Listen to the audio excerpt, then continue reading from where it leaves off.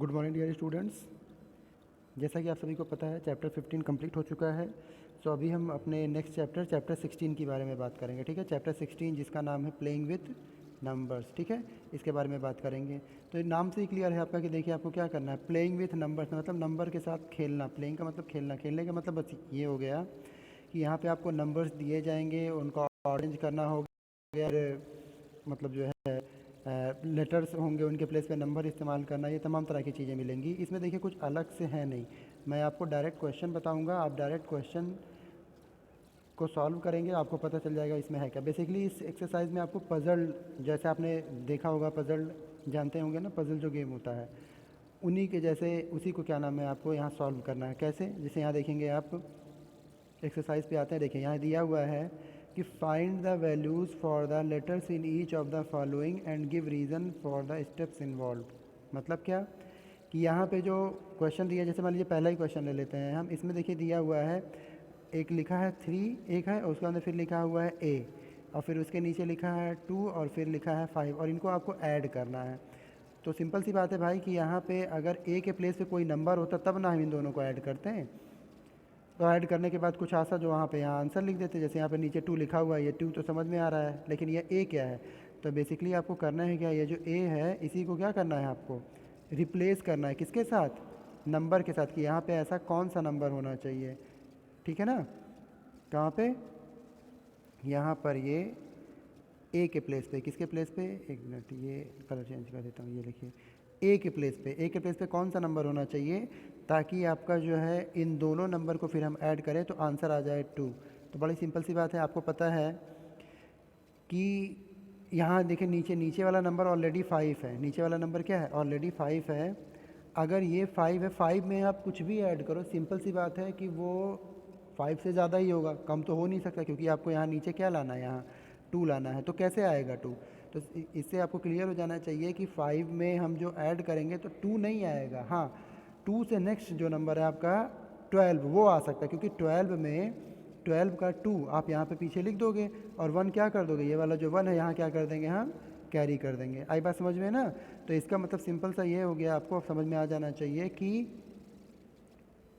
A और 5 इन दोनों को ऐड करने पे 12 आना चाहिए आपका आंसर। तो सिंपल सी बात है, अब आपको पता होगा कि A के प्लेस पे हम क्या ले लें कि वो 12 हो जाए, किसमें, 5 ऐड करने पे। तो 5 में क्या ऐड करें, 7 ऐड करेंगे तभी तो 12 होगा आपका। तो इसका मतलब यहाँ पे ऊपर क्या आ रहा है, 7, इसका मतलब A के प्लेस पे क्या होना चाहिए, 7 होना चाहिए। ठीक है, तो A के प्लेस पे आप क्या लेंगे फिर, 7। तो A इज़ इक्वल टू क्या लेना पड़ेगा आपको, 7 लेना पड़ेगा। तो चलिए ठीक है, मान लीजिए 7 ले लिया मैंने अगर, ठीक है, तो यहाँ 7 लिख दिया, और ये 5, तो कितना हो गया, 12 हो गया। 12 का 2, 1 यहाँ कैरी हो जाएगा। अब फिर 3 + 2 5, और 5 + 1 कितना हो गया, 6। तो इसका मतलब इन तीनों को ऐड करने पे कितना आंसर आएगा, 6।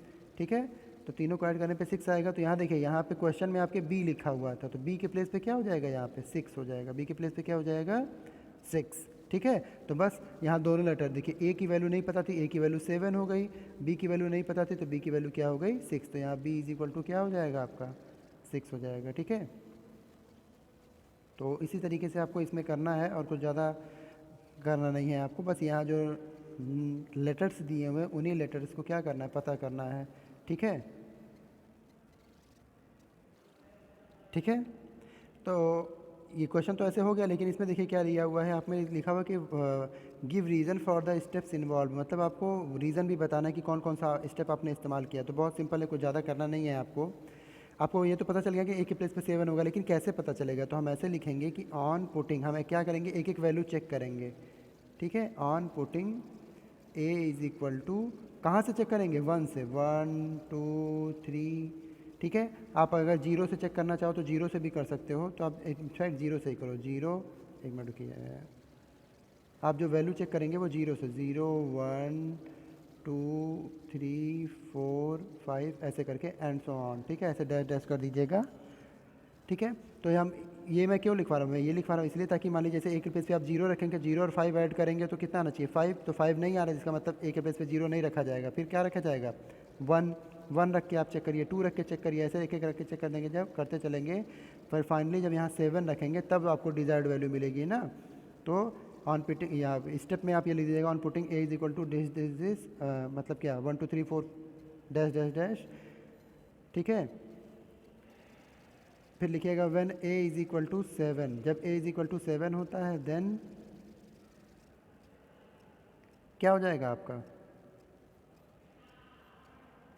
द सम, देन द सम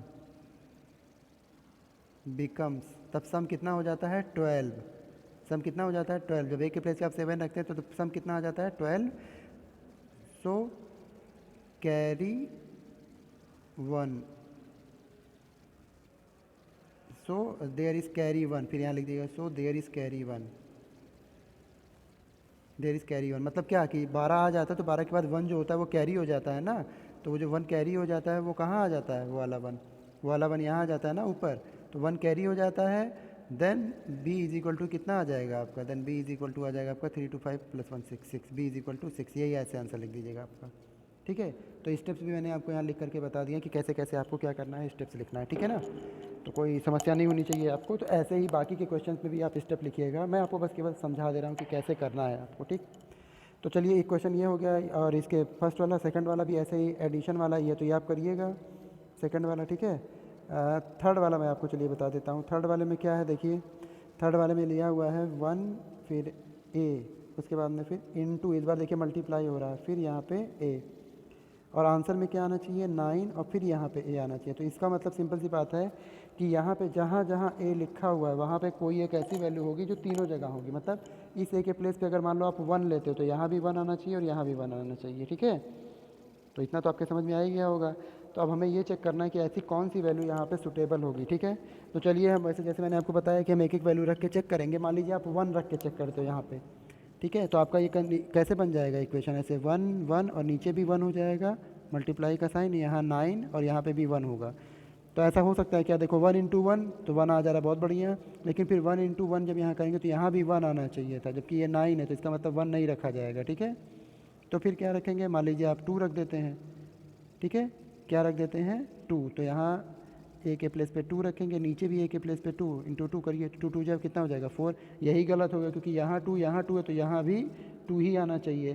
तो ऐसे एक एक करके आप चेक करेंगे, और जब एक नंबर आएगा आपका 6, क्या आएगा 6, तो यहाँ 6 रखेंगे तो नीचे भी 6 रखेंगे आप। अब देखिए मल्टीप्लाई करिए, 6 6 जा 36 का 6, तो देखिए यहाँ तीनों जगह 6 6 आ गया ना। चलिए लेकिन एक और चीज़, यहाँ आगे 9 भी आना चाहिए, तो कैसे देखते हैं, 6 6 जा 36 का 6, यहाँ नीचे लिख दिया आपने, 3 यहाँ कैरी हो गया है, और 6 1 जा 6 + 3 9, तो ये देखिए 9 भी आ गया यहाँ पे, ठीक है। तो इसका मतलब ए के प्लेस पे क्या होगा 6 होगा, ठीक है। तो स्टेप कैसे लिखेंगे, वैसे जैसे मैंने आपको पहले बताया है कि on putting A is equal to 1 2 3 4 ऐसे डैश डैश करके, उसके बाद फिर when A is equal to 6, then there is क्या आपका हो जाएगा, देन द प्रोडक्ट, आप प्रोडक्ट लिखेंगे, इस बार product is 36 and 3 is carry forwarded, और उसके बाद में फिर so the value of A will be 6, ऐसे करके लिख दीजिएगा अपना, हो जाएगा पूरा, ठीक है।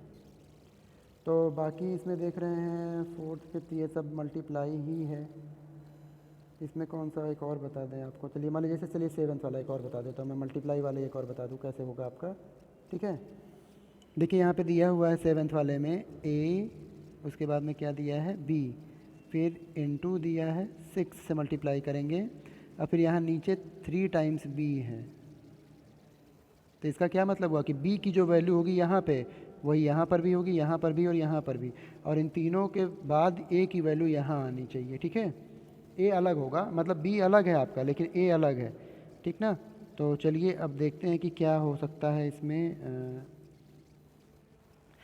तो मैंने क्या बताया था आपको कि आप एक एक करके वैल्यू जो है रख के चेक करेंगे, जैसे b के प्लेस पे पहले आप मान लीजिए 1 रखते हैं अगर, तो 6 1 जा 6 यहाँ तो ठीक हो गया, लेकिन a के प्लेस पे फिर क्या रखना होगा आपको, a के प्लेस पे मान लीजिए आप कितना रख देते हैं 1 रखेंगे, तो 6 1 जा 6 यहाँ ठीक तो है, लेकिन समस्या यह है कि एक और 6 आना चाहिए था यहाँ पे। देखिए b के प्लेस पे आपने, लेकिन रुकिए b के प्लेस पे 1 रखा तो यहाँ 1 आना चाहिए था, तो ऐसा हो ही नहीं रहा है। तो ऐसा कोई नंबर रखेंगे कि जिसमें 6 से मल्टीप्लाई करें तो यहाँ पर भी क्या आ जाए, वो b वाली वैल्यू यहाँ पर भी आ जाए, ठीक है। तो हम एक काम करते हैं कि हम ले लेते हैं यहाँ पे b के प्लेस पे कितना ले लें, b के प्लेस पे 6 लेते हैं, ठीक है।